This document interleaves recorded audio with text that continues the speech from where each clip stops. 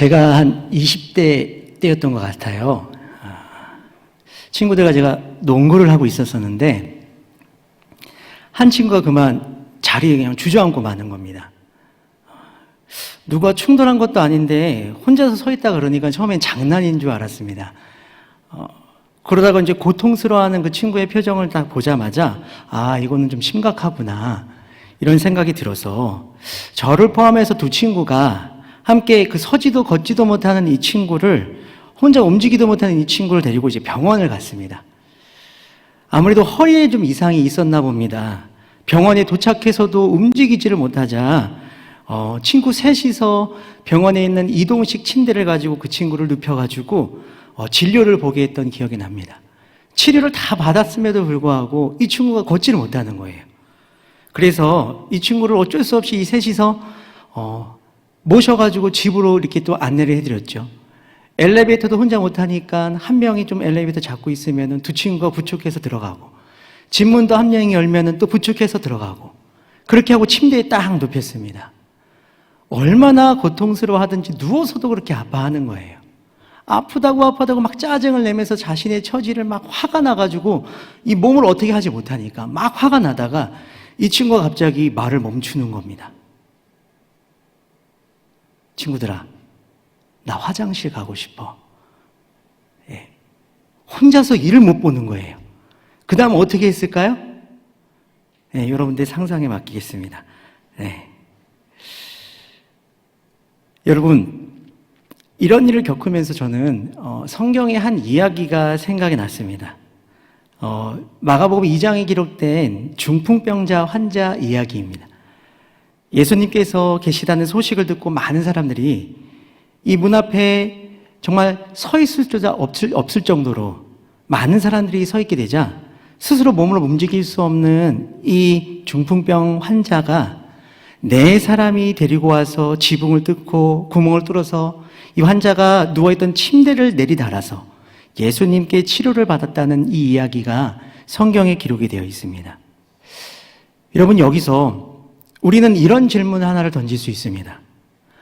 만일 이 중풍병자 환자에게 이 네 사람이 없었다라고 생각해 보십시오. 그는 어떻게 되었을까요? 아마도 성경에는 이 중풍병 환자가 치료를 받게 되었다라는 기적의 이야기들은 기록이 되지는 않았을 것입니다. 혼자서는 아무것도 할 수 없는, 자신의 처지를 한탄할 수밖에 없었던 그가 결국에는 스스로 홀로 외로이 죽음에 다다랐을 것입니다. 근데 여러분, 아마도 이 네 사람은 갑자기 나타난 네 사람은 아니었을 것입니다. 그가 늘 고통스러워할 때, 그가 혼자서 그 괴로운 하루하루를 보내고 있을 때 곁에서 그 네 사람이 있지 않았을까? 그래서 곁에서 그 네 사람이 있다가 예수라는 그분이 나타났을 때 그를 즉시 침대에 달아서 옮겨주지 않았을까? 그런 상상을 해보게 됩니다. 그래서 예수님께서는 이렇게 말씀을 하셨죠. 중풍병자의 믿음을 보신 게 아니라 그들의 믿음을 보고 그를 고쳐주셨다, 성경은 기록하고 있습니다. 우리가 살고 있는 이 시대에 마치 이 중풍병에 걸린 환자와 같은 이웃들이 있지 않을까 생각을 해보게 됩니다. 어려움 가운데 누군가의 손이 필요한, 누군가의 위로와 격려가 필요한 그런 이웃들이 우리의 주변에 있지 않을까 생각해 보게 됩니다. 아직도 하나님을 부인하고 사망의 길을 걷고 있는 영혼들이 우리의 주변에 있지 않을까 생각해 보게 됩니다. 이들 뿐이겠습니까? 코로나19로 바이러스의 위협으로, 그리고 경제적인 위기와 서로 다른 이념과 갈등으로 점점 중풍병 환자와 같이 무기력해지는 이 나라가 있지 않겠습니까? 그리고 어느 때보다도 중보 기도가 필요한 한국 교회가 있다는 사실입니다.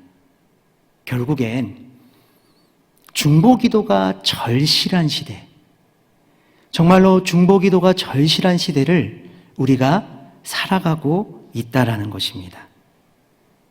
이러한 시대에 하나님께서 여러분을 중보 기도자로 부르신 줄로 믿습니다.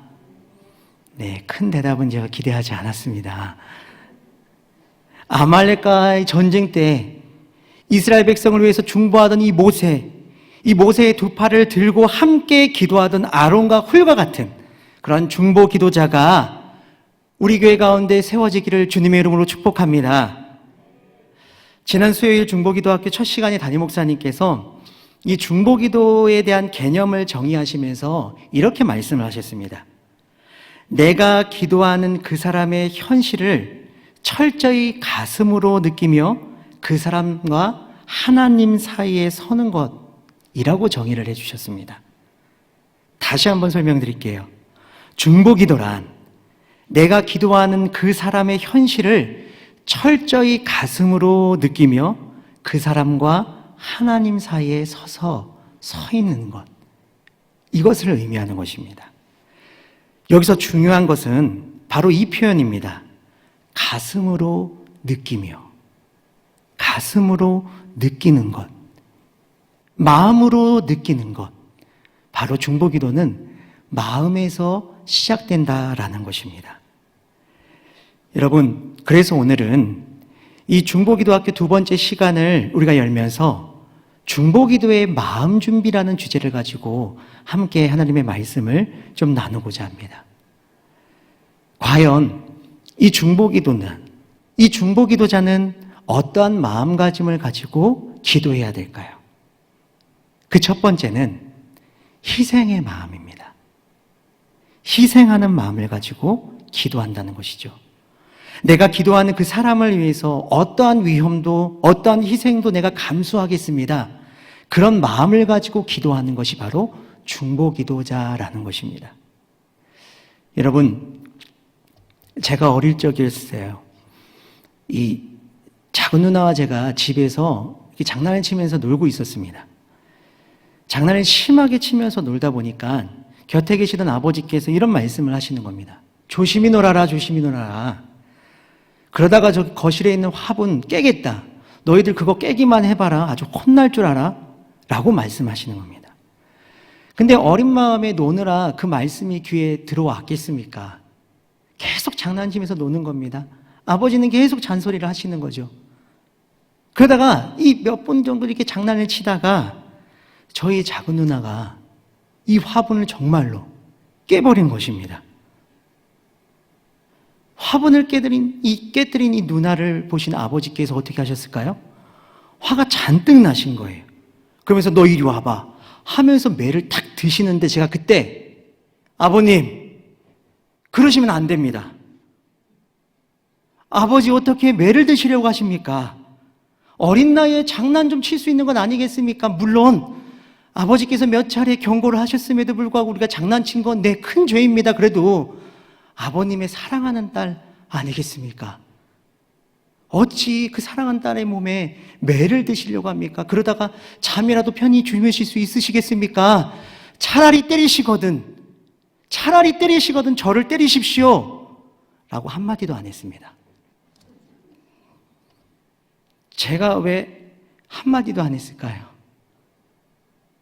이유는 간단합니다. 저도 맞을까 봐. 그저 조용히 이 사건은 나와는 아무 상관없다는 듯이 누나가 다 맞을 때까지 저는 얌전히 기다렸습니다. 근데 여러분, 성경에는 저와는 반대로 희생의 마음을 가진 중보자 한 사람을 소개하고 있습니다. 그 대표적인 인물이 바로 모세입니다. 출애굽기 32장을 보면은 시내산 언약을 맺은 지 한 달도 안 된 이스라엘 백성들이 하나님을 분노하게 만든 사건이 기록이 되어 있습니다. 그 사건이 바로 금송아지 사건입니다. 이 일로 인해서 하나님께서는 모세에게 다음과 같이 말씀하십니다. 출애굽기 32장 10절 말씀입니다. 그런즉 내가 하는 대로 두라. 내가 그들에게 진노하여 그들을 진멸하고 너를 큰 나라가 되게 하리라. 하나님께서 이스라엘 백성들을 완전히 멸하시겠다고 말씀하신 것입니다. 그런 하나님께 모세가 다음과 같이 이야기를 하렵니다. 출애굽기 32장 11절에서 13절 말씀입니다. 저만 계속 혼자 읽으니까 억울해서 저 한 절, 여러분 한 절, 그리고 마지막 13절은 함께 읽도록 하겠습니다. 모세가 그의 하나님 여호와께 구하여 이르되 여호와여 어찌하여 그 큰 권능과 강한 손으로 애굽 땅에서 인도하여 내신 주의 백성에게 진노하시나이까. 어찌하여 애굽 사람이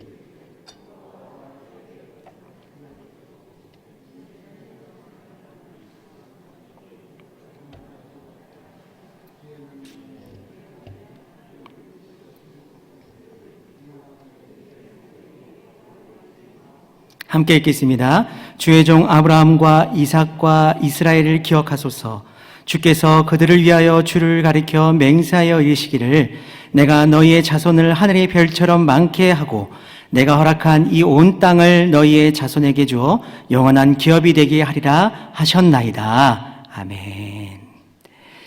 모세는 이스라엘이 하나님의 택한 백성이며 이스라엘을 멸하시면 애굽 사람들 사이에서 하나님의 명예가 훼손될 것이며 하나님께서는 그들의 선조들과 맺으신 언약을 기억할 것을 호소하면서 이스라엘 백성을 위해서 하나님 앞에서 중보기도 했던 것입니다.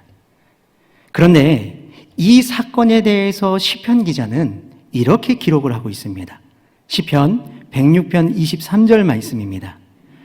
그러므로 여호와께서 그들을 멸하리라 하셨으나 그가 택하신 모세가 그 어려움 가운데서 그의 앞에 서서 그의 노를 돌이켜 멸하시지 아니하게 하였도다. 여기서 중요한 표현은 그 어려움 가운데서 그의 앞에 서서라는 표현입니다. 그 어려움 가운데에서 그의 앞에 서서. 히브리어로 빠페레츠라는 이 단어가 사용이 됐는데요. 이 말은 마치 성벽이 이쪽과 저쪽으로 갈라진 틈 사이에 서다라는 의미를 가지고 있습니다. 무너져가는 성벽 사이에 서서라는 의미를 가지고 있는 것입니다. 여러분, 모세는 단순한 중보기도자가 아니었습니다. 그는 이스라엘의 죄와 하나님의 분노에 의해서 갈라진 벽 틈, 수없이 많은 바위가 떨어지는 마치 부딪혀서 죽을 것 같은 그런 위험천만한 그 무너지는 성벽 틈 사이에 서서 그가 기도하고 있었다라는 것입니다. 자신의 생명보다 이스라엘의 생명을 더욱 소중히 여기면서 그 진노의 불길 가운데 자신도 함께 휩싸일지도 모른다는 그 위험 가운데서도 그는 이스라엘을 생각하며 그들을 위해서는 나의 생명도 조금 더 아끼지 않겠다라는 그 각오 가운데 그 틈에 서서 중보 기도의 자리에 서 있었다라는 것입니다. 그런 중보 기도자 모세의 마음을 보시고 그 모세의 간구를 들으신 하나님께서는 그 뜻을 돌이키시고 이스라엘에게 내리시고자 하셨던 그 재앙을 거두셨다라고 성경은 기록하고 있습니다. 여러분, 이 시대에도 모세와 같은 중보 기도자가 필요하다는 것입니다. 이웃을 위해서 기꺼이 희생하며 기도할 수 있는 사람, 교회를 위해서 기꺼이 헌신할 수 있는 사람, 기도할 수 있는 사람, 나라를 위하여서 자신의 생명까지도 아끼지 않는 그런 희생의 마음을 가지고 중보 기도할 수 있는 그런 사람이 절실히 필요하다라는 것입니다. 그런 중보 기도자가 여러분이 되어주시길 주님의 이름으로 축복합니다. 두 번째로, 중보 기도자는 어떤 마음을 가져야 될까요? 그것은 포기를 모르는 마음을 가져야 한다는 것입니다. 포기를 모르는 중보 기도자. 성경에서는 대표적인 인물로 엘리사를 들고 있습니다. 열왕기하 4장을 보면은 엘리사와 수넴 여인이라는 이야기가 기록이 되어 있습니다. 이 수넴 여인은 부유한 여인이었습니다. 엘리사가 선교 여행 중에 이 수넴 말이 들리면은 항상 이 엘리사 이 선지자를 정성껏 음식으로 대접하고 심지어는 숙소까지 제공하면서 섬겼던 그런 여인이었습니다. 엘리사가 이 여인의 마음에 감동하여서 그 여인의 소원 한 가지를 들어주는데 그것이 바로 그 여인이 잉태하는 것이었습니다. 정말로 이 엘리사의 기도 덕분에 이 여인이 잉태하여서 아들을 낳게 되었습니다. 이제 아이가 자랐습니다. 하루는 아이가 아버지와 함께 이 곡식이 베는 그곳에 있는데 갑자기 아이고 머리야 하면서 비명을 지르기 시작합니다. 놀란 그의 아이 아버지가 이 아이를 어서 어머니에게로 데려가라 하면서 일꾼들에게 시킵니다. 그리고 이 아이를 어머니의 품에 안기자 아무것도 할 수 없고 아무것도 하지 못하고 아이는 점심때까지 아이의 어머니 무릎에 누워있다가 그만 죽고 말았습니다. 아이를 잃은 이 슬픔에 빠진 어머니의 괴로움이 얼마나 크겠습니까? 여인은 거기에 주저앉지 않고 선지자 엘리사를 찾아갑니다. 엘리사는 여인과 함께 죽은 아이가 누워있는 곳으로 함께 하게 됩니다. 사람들은 모든 것이 끝났다고 생각했겠지요. 통곡하면서 이 죽은 아이를 위해 장례를 준비해야 되는 건 아닌가, 그런 마음이었을 것입니다. 그때 엘리사가 죽은 아이가 누워있는 방 안으로 들어가고 문을 닫습니다. 그리고 성경은 다음과 같은 기록을 하고 있습니다. 런기하 4장 33절에서 35절 말씀입니다. 들어가서는 문을 닫으니 두 사람뿐이라 엘리사가 여호와께 기도하고 아이 위에 올라 엎드려 자기 입을 그의 입에 자기 눈을 그의 눈에 자기 손을 그의 손에 대고 그의 몸에 엎드리니 아이의 살이 차차 따뜻하더라. 엘리사가 내려서 집 안에서 한 번 이리저리 다니고 다시 아이 위에 올라 엎드리니 아이가 7번 재채기하고 눈을 뜨는지라. 엘리사 눈앞에 죽은 아이가 보였습니다. 그때 엘리사가 취했던 행동 첫 번째는 이 생명의 주관자이신 하나님 앞에 기도했다라는 것입니다. 그리고 나서 엘리사가 어떤 특이한 행동을 하는데 성경은 마치 싸늘하게 식어있는 이 아이의 몸을 자신의 온기로 데워주려고 하는 것처럼 아이 몸 위에 이 엘리사가 올라가 엎드리고서는 자기의 입술을 그의 입에, 자기의 눈을 그의 눈에, 자기의 손을 그의 손에, 그의 온몸을 그 아이의 몸에 덮고 있는, 마치 이불처럼, 아니 마치 그 아이를 몸속에서부터 품어 있었던 이 어머니의 품처럼 꼭 안아주는 엘리사의 행동이 기록이 되어 있습니다. 그러자 어떤 일이 벌어집니까? 점점점 아이의 몸이 따뜻해지는 겁니다. 그러나 아이가 완벽히 살아난 것은 아니었습니다. 아직도 아이는 숨을 쉬지 않고 있는 것이죠. 엘리사가 내려와서 집안에서 한번 이리저리 다녔다고 성경은 기록하고 있습니다. 이 말뜻은, 이 어구는 죽은 아이를 깨우는 일에 실패한 엘리사에 동요되는 감정이 방영한 것이라고 성경학자들은 해석됩니다. 엘리사가 그렇게 꼭 안아서 그의 몸에 포개면서 그렇게 간절히 기도했는데 아이의 몸은 따뜻해지지만은 숨을 쉬지 않는 겁니다. 아직 아이가 죽어있는 상태였다는 것입니다. 실패한 엘리사 마음에 얼마나 마음이 괴로웠겠습니까? 그래서 이리저리 괴로운 마음을 가지고 이리저리 서성이다가 그냥 포기해버리는 것이 아니라 다시금 또다시금 아이 위에 올라 엎드려 이 아이가 살아나기를 자신의 온몸으로 중보하고 기도하고 있었다는 것입니다. 포기를 몰랐던 이 엘리사의 기도, 그 결과가 어찌 됩니까? 우리가 읽었던 말씀처럼 정말 이 아이가 7번 재채기를 하고 눈을 떠 다시 살아나게 되었다라는 것입니다.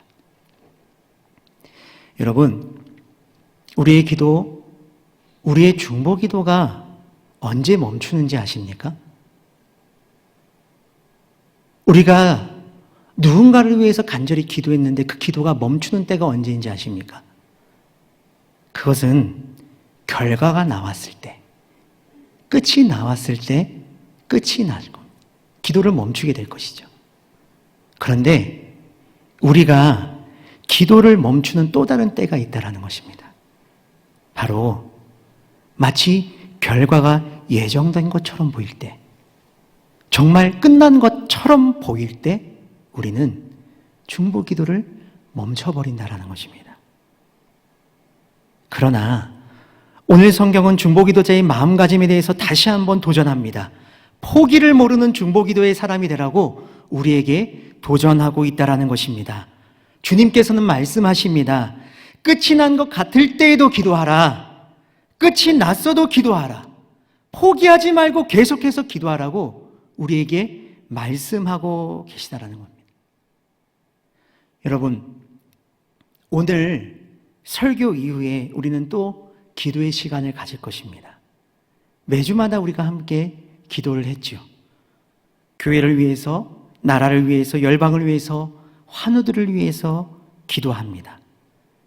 그런데 그 기도 제목을 자세히 한번 보십시오. 매주 같은 기도 제목이 올라오시는 분들이 계십니다. 그런 내용들이 있습니다. 아니요.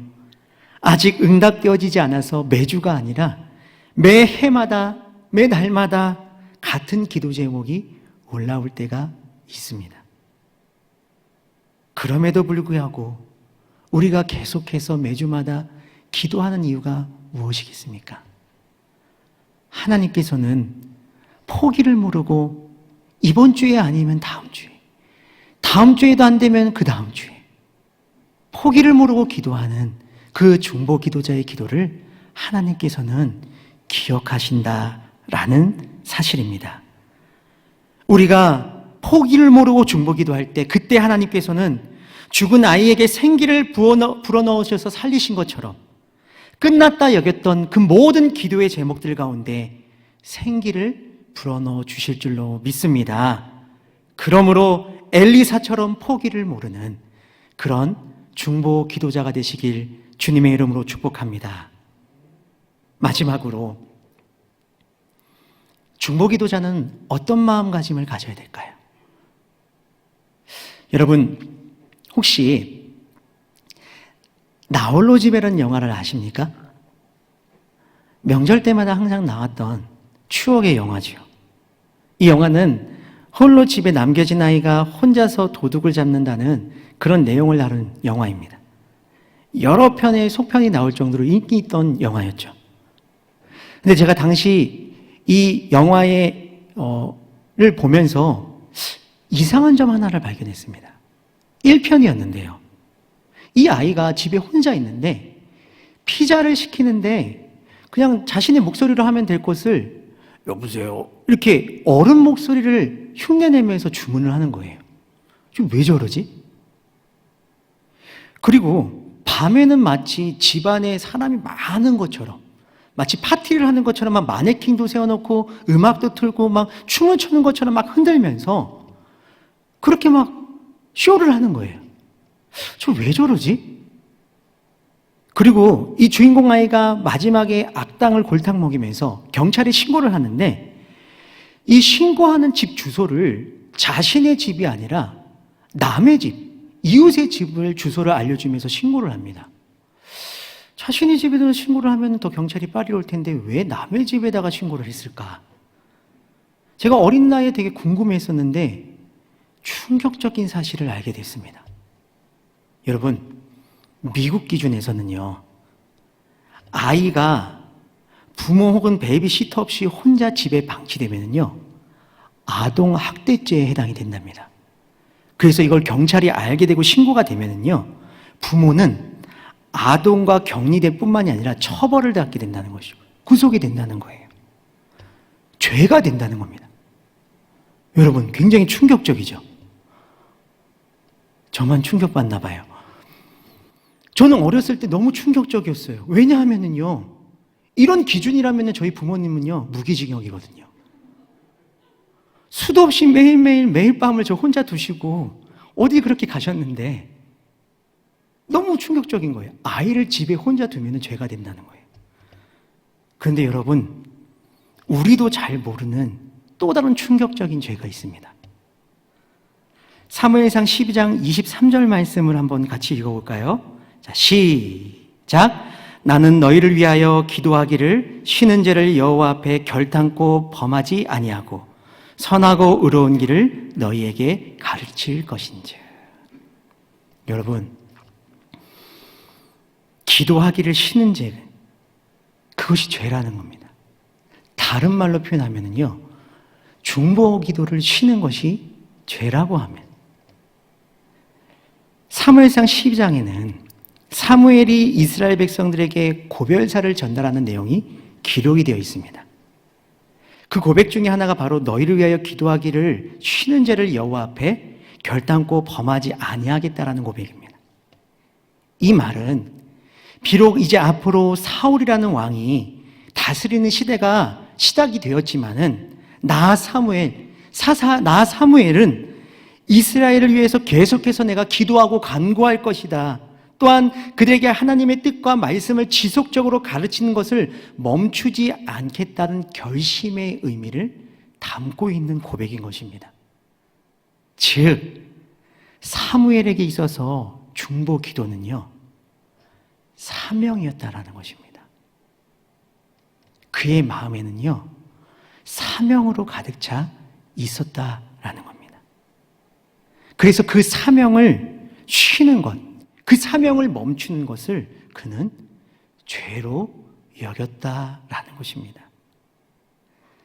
사랑하는 성도 여러분, 여러분들에게도 사명이 있습니다. 각자의 은사와 각자 하나님께서 계획하신 가운데 주신 사명들이 있을 것입니다. 그런데 모든 성도들에게 공통적으로 주신 사명이 있습니다. 그것은 내 자신처럼 사랑해야 될 이웃을 위해서 중보기도 하는 것입니다. 그리스도를 머리로 둔 한 몸 한 지체된 교회를 위해서 기도하는 것입니다. 순교자의 핏값으로 사신 이 나라를 위해서, 열방을 위해서 중보기도하는 것, 이것이 우리의 공통적인 사명이라는 것입니다. 먼저 그의 나라와 의를 위해서 기도하고 간구하며 중보기도하는 것이 바로 우리 모두에게 주어진 사명이라는 것입니다. 이 사명, 이 중보기도의 사명을 나의 사명으로 여기며 함께 기도할 수 있는 이 밤이 되길 간절히 소망합니다. 그러나 우리에게는 한계가 있습니다. 나를 위한 기도를 하기도 힘듭니다.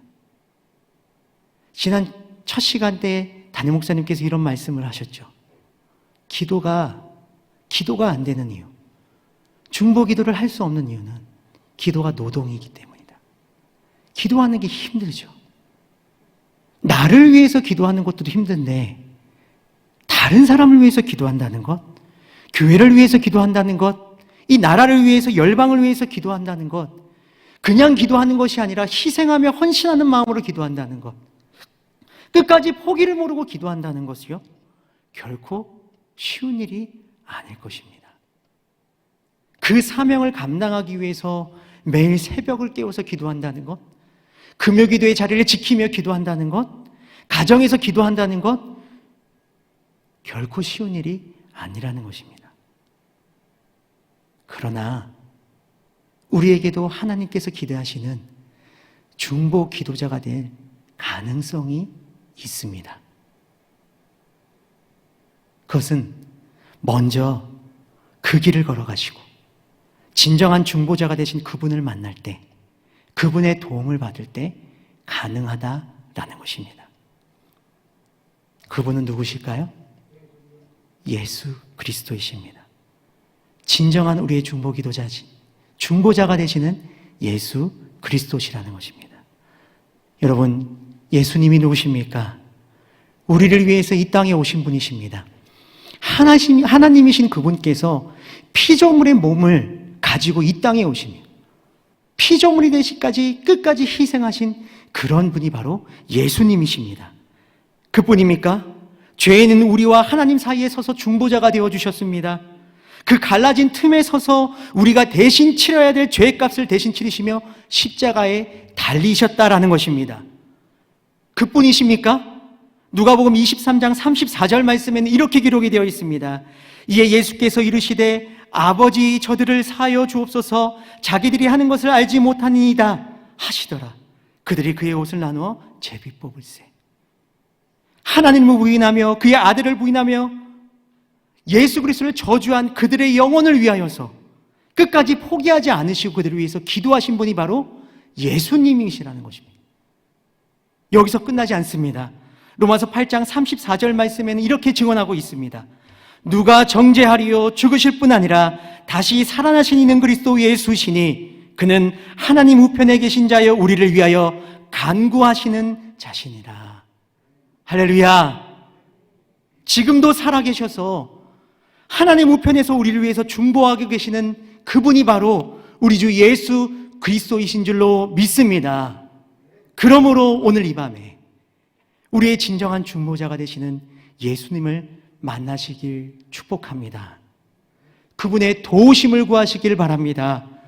우리가 주님에게 은혜를 간구하며 나도 주님처럼, 나도 예수님처럼 중보기도자가 되길 간절히 소망합니다. 기도할 때에, 그때에 진정한 중보기도자가 되시는, 중보자가 되시는 예수님, 그분의 마음을 우리 마음 가운데 부어주실 줄로 믿습니다.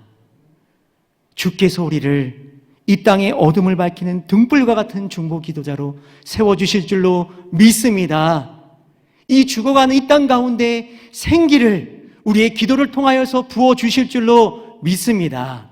그러니 오늘 이 밤에 주님 그 마음을 우리 가운데 부어주시옵소서. 내가 중보자가 되겠습니다. 중보기도자가 되겠습니다. 결단하는, 그리고 기도하는 이 밤이 되길 주님의 이름으로 축복합니다. 함께 기도하겠습니다.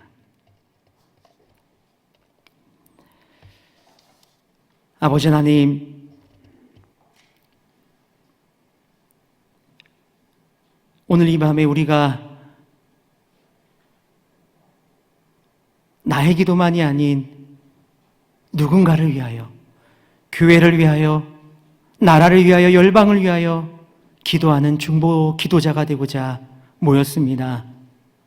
주님, 주님께서 말씀하셨듯이 중보 기도의 시작은 우리의 가슴에서, 우리 마음에서 시작된다는 것을 알게 되었습니다. 주님, 오늘 이 밤에 우리가 입술로만 중보 기도자가 되겠습니다라는 이 고백에 앞서 우리의 마음이 먼저 중보 기도자로 준비되어질 수 있도록 인도하여 주시옵소서. 주님, 우리 기도하기도 힘듭니다. 다른 누군가의 기도하기도 어렵습니다.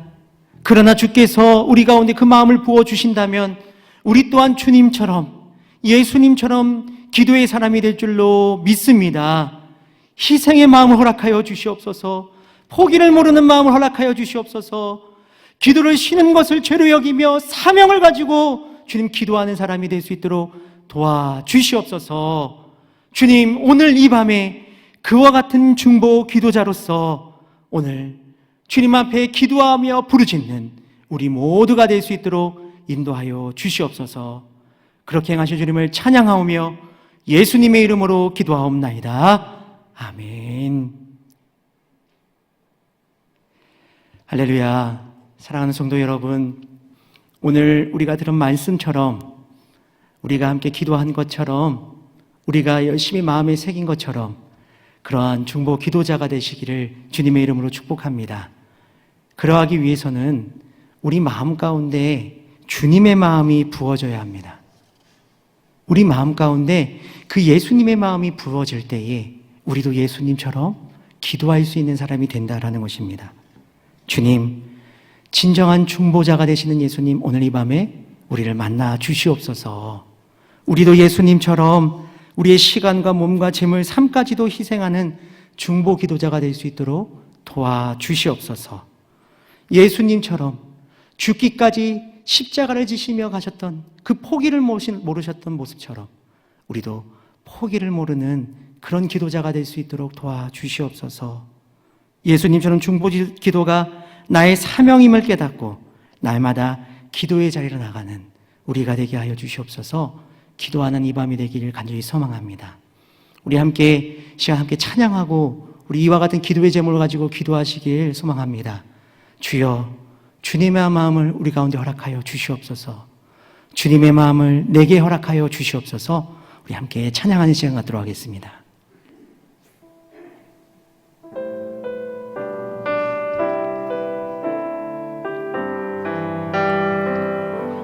보소서 주님 나의 마음을 선한 것 하나 없습니다. 그러나 내 모든 것 주께 드립니다. 사랑으로 안으시고 날 새롭게 하소서. 보소서 보소서 주님 나의 마음을 선한 것 하나 없습니다.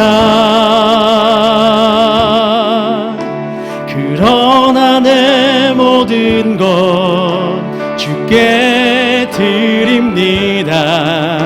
사랑으로 안으시고 날 새롭게 하소서. 주님 마음 내게 주소서. 내 아버지 주님 마음 내게 주소서. 나를 향하신 주님의 뜻이 이루어지도록 주님 마음 내게 주소서. 우리 처음부터 다시 고백합니다. 보소서 주님 나의 마음을 선한 것 하나 없습니다. 그러나 내 모든 것 주께 드립니다.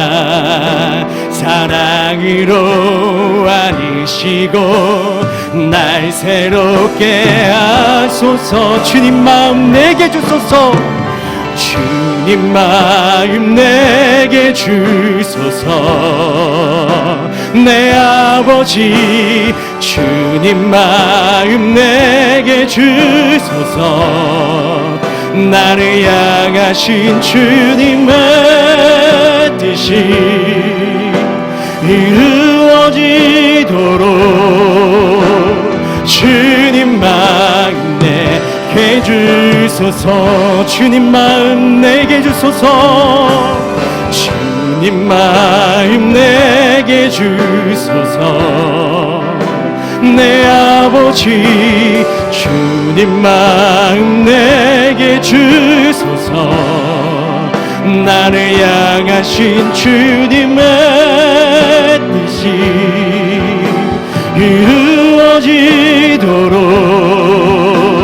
주님 마음 내게 가슴에 두 손을 모으고 찬양합니다. 주님 마음 내게 주소서.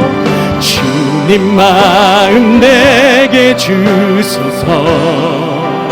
내 아버지 주님 마음 내게 주소서. 나를 향하신 주님의 뜻이 이루어지도록 주님 마음 내게 주여 우리에게 주님의 마음을 부어주시옵소서. 주여 부르짖고 통성으로 기도하겠습니다. 주여 아버지 하나님, 아버지 하나님 이 시간 주님의 마음을 내 안에 허락하여 주시옵소서. 아버지 하나님 주님처럼 주님의 자가 되기 간절히 소망합니다. 주님처럼 기도의 사람이 되기 간절히 소망합니다. 내 안에 주님의 마음을 허락하여 주시옵소서.